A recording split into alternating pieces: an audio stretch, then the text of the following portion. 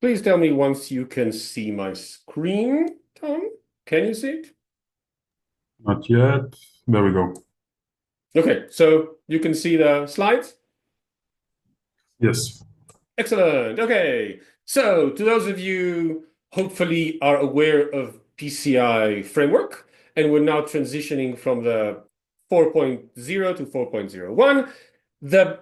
There are changes in 4.0 that were specific for the 2024, but since the 31st of March 2025, which is right around the corner, we're going to have a hiccup and reach that date. All new controls are moving from a recommendation into a mandatory framework, which means that everyone who wishes to comply with the PCI framework has to commit to those controls and perform the tasks and show the evidence of which. As you well know, the PCI framework is ever evolving, so there are constant changing, and the PCI Council constantly updates specific controls and specific recommendations and guidances. And as things progress, you may very well consult or talk to your consultants. Hopefully it is us, GRSee, but we will be able to help you understand how to implement specific controls, what specific evidence pieces are required, or what does the council wishes to adhere to. As you well know, PCI is, or was more likely, a control-based approach, which meant that everything had to be a 0 or 1, unlike frameworks like ISO or SOC that are risk-based approach and look at the overall comprehensive risks to the organization. PCI has slowly transitioned into being partially control-based approach and partially risk-based approach. So they are allowing both you and the auditor to look at your environment both from a overarching risk to the environment and to credit card information within it, or based on the specific controls that you are implementing. PCI has slowly but surely transitioned and accepted general guidance like the NIST framework, the CIS framework, and the SANS framework. And they have taken bits and pieces of each framework and accepted them as the general market best practices. We'll go over it in a second, but for example, one of which is the no longer need to respin or rechange your passwords. Rotating passwords has been found to be ineffective for many, many years now, and PCI now has finally transitioned to increasing the security of access management while not decreasing the operational side of access management.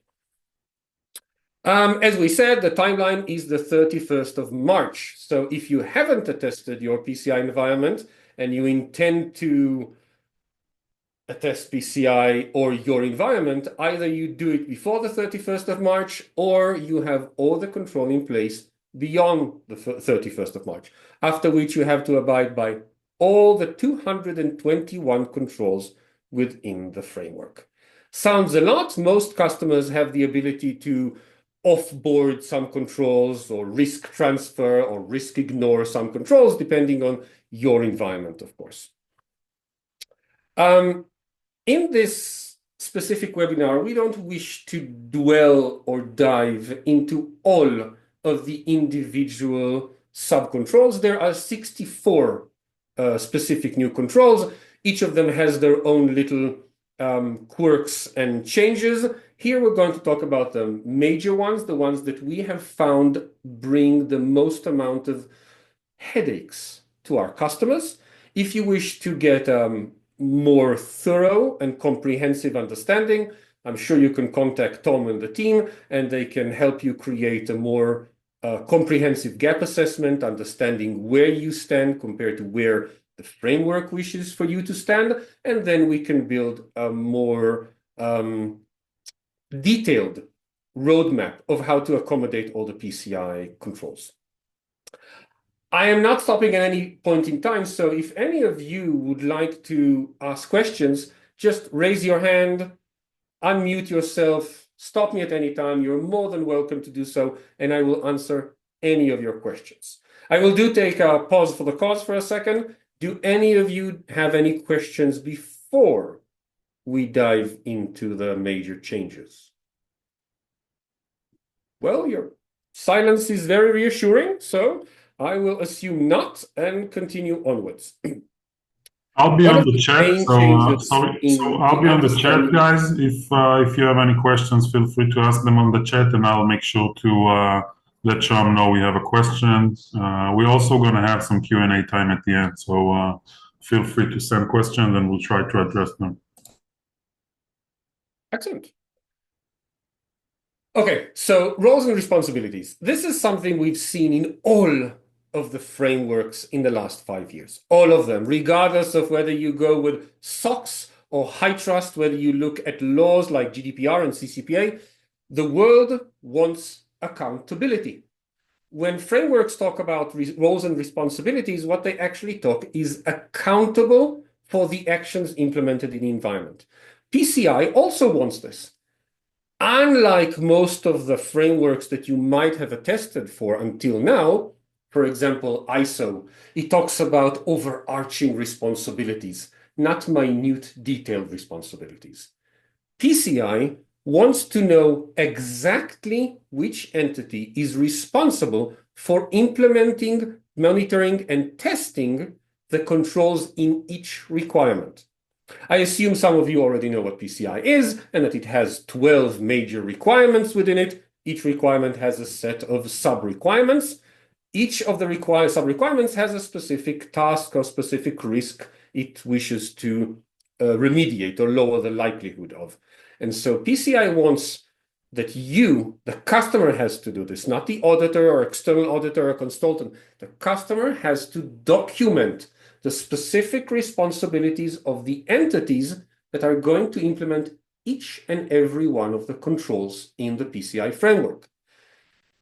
How you address it, some customers that use compliance frameworks, cloud services, integrate it into their cloud service. So you can go control by control and assert dominance or ownership of each controls. Others have incorporated this into their policies, not stating that the owner of the policy is Joe. That's not what PCI is looking for. For each of the control implementation, you need to have an entity. Entity doesn't have to be a single person, doesn't have to be Sean. It can be the GRSee team. It can be the governance or risk or whatever team. It can be an entity that incorporates several individuals, but you need to have it written. Smaller organizations use a GRSee matrix, which is usually an easy way to go. It has all the controls on the left and then ownership in the middle. Important thing, of course, is to make sure that the person dedicated for the control is aware of his or her ownership. So that is one important thing. You have to make sure that it's done for all 12 requirements, all of it.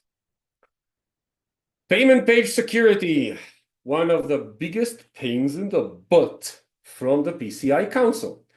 The PCI Council now looks at payment pages as being more susceptible to attacks from various shapes and sizes, which makes sense. Individuals, malicious individuals, would want to find that little bottleneck through which you transfer all of the card data from which to steal all of it. And so there are two new controls, one in requirement 6, 643, and one in requirement 11, 1161. Both of them look at payment page security from two aspects. One is looking at the payment page header, and the other is looking at the payment page scripts. The intention of both controls is to validate the documentation of those configuration mediums, the integrity of them, and the validation of them on a periodic time frame, no less than once a week. So you have to prove a mechanism that validates the payment page headers and any scripts run on the payment page, only on the payment page. Some of you might say, heck, I don't care. I'm using an iframe. I am transferring it to someone else. No, PCI does not care that you are transferring your payment page processes to a third party.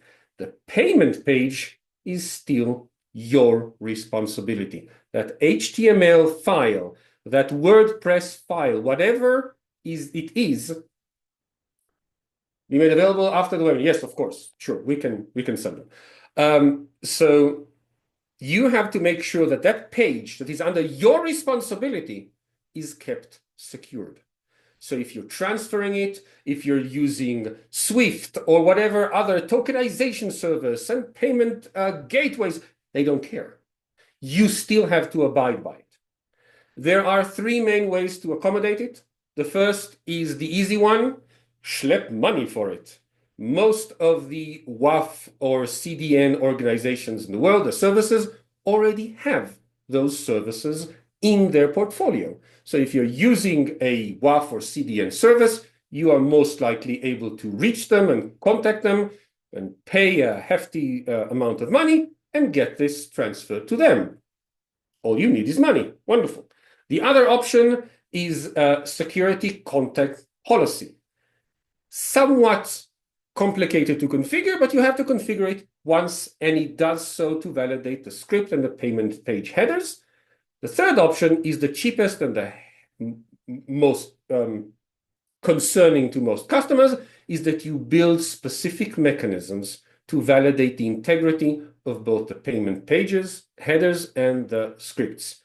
GRSee has a SecOps team that can help with it, but I'm sure that you can find whatever you need to orchestrate that requirement. Please remember, if you have a payment page, you must abide by payment page security. These are two controls that are mandated from the 31st of March, and you need to be prepared for them. Either pay money or orchestrate it yourself. Each way goes. There are additional new guidances from the PCI Council that were released 2 weeks ago. If you wish, we can definitely, Tom can definitely send it to all of you. It's a long document, but if you need additional help with payment page security, we can definitely help with that. Application and system users. This is something that NIST has been talking about for more than 10 years, but nobody has been paying attention. So until now, if you've done PCI, you know that PCI wishes you to validate, document, justify, approve, review, and so on for human users. Human user accounts, access control lists need to be reviewed and rotated and so on and so on. Now PCI has taken it for application and system users. Emphasis, application and system users are user accounts that are being used from system to system, such as API calls, which I assume most of you are actually using, most organizations use. If you have a payment page, for example, and you're using a third-party service provider to perform the processing or the tokenization or the storage of cardholder data, you have some kind of system-to-system application user accounts. You now have to vet them. You now have to review them. You now have to properly document them and approve them on an annual and semi-annual basis. There are 4 different controls for application and system user accounts. If you do have many of them, then you need to take precautionary measures to have an automated systems. In smaller organizations, we have identified that the managers of those applications or systems are able to do this manually. With larger organizations, they need to implement an automated system to manage and service those user accounts. But remember, there are 4 controls, so when you dive into it, you have to accommodate all 4 controls. Authenticated scanning, this has been on the roadmap for years. PCI has been talking about this. You all know that you have to run consecutive quarterly vulnerability scans, both from the internal and the external. The internal now have to be performed as authenticated scans. Sounds very simple. I assume most, if not all of you, know what authenticated scans are. On the face of things, it sounds simple. In actuality, it isn't. When we have started performing vulnerability scans for our customers as authenticated scans, we have found that the agent installed that needs to be installed inside the environment, inside the asset, had a tendency of causing operational and bandwidth issues. So when you reach that point and you start authenticated scans, start it slowly in a pre-production environment, staging environment before you reach your production to prevent causing harm to your actual services. But remember, you have to have authenticated internal scans. Another sub section of this requirement is that in the past, PCI required that you do a scan on a quarterly basis, which means that you can have done it on the December and January, and voila, you've done one in Q4, one in Q1, you accommodate PCI. No more. Now they don't call it quarterly. They call it every 3 months. So the date of the scans, of the clean scan, have to be 3 months apart. You can no longer do it in December and January. If you do one on the 31st of December, you have to do one 3 months apart, and the auditors will audit it. If you do not do it 3 months apart, you will have to justify it and probably have a compensative control. So time it perfectly and make sure that it's done within 3 months. Not quarterly, 3 months. Passwords, yes, as we spoke in the beginning, there are a few changes to passwords. So they've increased the length from 8, it was 7 actually. They've increased it from 7 to 12 characters, which makes sense. NIST has been talking about this for years, and CIS as well. But they've also made sure that if you are using more than a single factor for authentication, so you're using a multi-factor like in the TOTP or something, you are no longer mandated to rotate your passwords. It has been proven years and years ago that rotation of passwords lowers the password complexity and is easier to break. So you don't have to rotate them. If you want, great. You don't have to. What is important in the password requirements is that now, do we have it? Yes, we have this. So the MFA was always part of requirement 8 of password configuration settings. But now they have said that there's no longer open sale on everything. In the past, you just needed a single MFA to access the environment. Now they've altered it. If, I'm using the word if you are implementing remote connectivity technologies, like a VPN or a ZPA or something of that nature, you must have a single MFA in your remote access connectivity technology and another MFA when accessing the actual CDE. The downside to it, and PCI has yet to accommodate it for whatever reason, it can be the same MFA. So if you're using a TOTP from Okta or Duo or whatever, it can be the same MFA, which doesn't really make sense in the security world, but this is how the council wishes to adhere to it now, so it works good. But you need to remember, because the auditor will check, you have to have an MFA in your VPN and an MFA when entering the environment. Maybe you're using a Bastion server, maybe you have a direct access, maybe you have a CLI connectivity. Doesn't matter. If you need both of them, you need to have MFA in both of them. Please note, it is important because some of our customers have said, yes, no problem, we have MFA. No, you have to have 2 of them. Questions? No, I haven't seen anyone writing anything. Okay, scoping. Simple, but pain in the for leadership. The scoping requirement has always been, the organization is mandated to scope all people, technologies, and processes that are part of the CDE, which makes sense. You have to make sure that it's all part of it, and you haven't kept something that should be in scope out of scope. In the past, this could have been done by the entity that manages the PCI process, the PCI attestation process for the organization. But this relates to accountability. Remember, the first thing we spoke about was roles and responsibilities. This relates to it. PCI no longer accepts that the person who manages the attestation is the person approving the scope. Now, leadership has to own the scope. So theoretically, it's not a big deal. You document the scope. Usually you document it once unless there are many changes. And then you go to leadership in a steering committee, a security committee, an executive committee, whatever, and you show them the scope. You explain all the components in the scope. They sign off on it. Voila. Leadership has a tendency of not liking it, at least from our experience. And so we've suggested shoving it in the back door. So when you have a regular risk committee meeting, and definitely should have regular risk committee meeting to increase the security posture of your organization, to get leadership approval, get the PCI scope into that meeting. It doesn't have to be a long conversation, doesn't have to be a headache.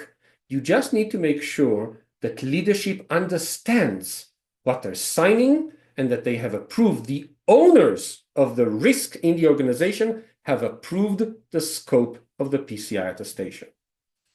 One tiny little caveat. I don't know if you are merchants or service providers, so merchants have to do this on an annual basis. Easy. Service providers have to do it on a semi-annual basis, which means that you have to do it every 6 months. And again, every 6 months. So you can't do one in June and one in July.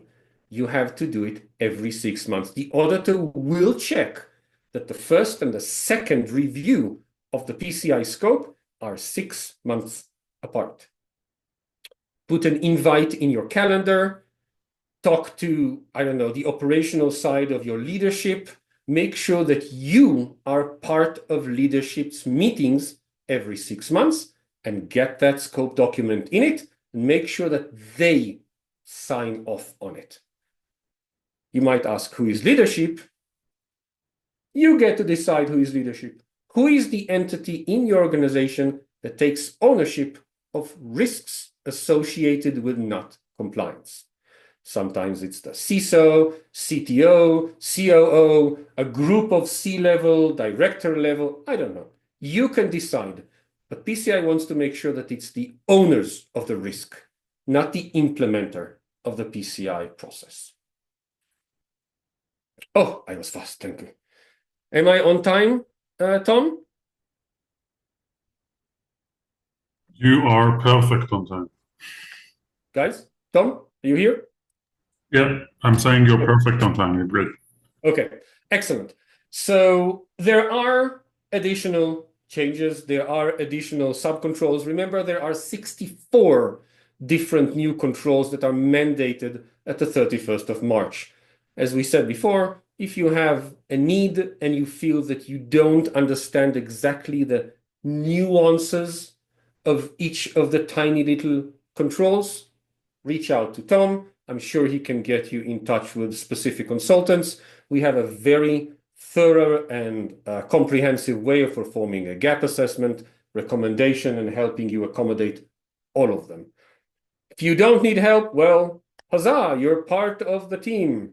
Part of us, part of us. Questions? Do any of you have any questions for me today? I had a quick question. This is Surag. First of all, thanks for the presentation. It was really helpful. I had a high-level question. I had helped a company reach PCI compliance. This was years ago. Are the 4 levels of PCI compliance still relevant, or has that changed over the last few years? Still relevant. If you're a tier 1, then you're a tier 1. I don't know of many organizations nowadays that don't accommodate tier 1 unless they're specifically looking for something else. But yes, there are still 4 levels. Okay, great. Thank you. You're welcome. And Any is this other questions?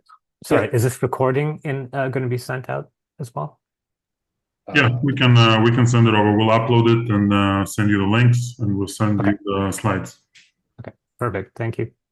You have our emails in the invite. You have my email as well. If you have any questions or you want any links to specific recommendations or guidances by the council, I have all of them, unfortunately. This is what I do on a day-to-day basis, so I can definitely help you out with that. Great, thanks. You're welcome. Any other questions from the team? Aiden Ruari, am I pronouncing your name correctly? Ruari? something. Okay. Very close. It's Rory. Rory. Yeah, What a unique spelling of the word Rory. it's Scots Gaelic. Oh, okay. Any questions from your side, guys? No, that was great. Happy to be of service. Okay, cool, guys. So we appreciate your time. Thank you for joining. As I mentioned, we'll send the slides and we'll have a link to the recording as well. And if you have any needs in regards to PCI, feel free to reach out. We're here to help. Sean, thank you for a wonderful presentation. As always, I'm happy to support anything. Have a wonderful rest of your day. Thanks so much, guys. Yeah, thank you. Bye-bye.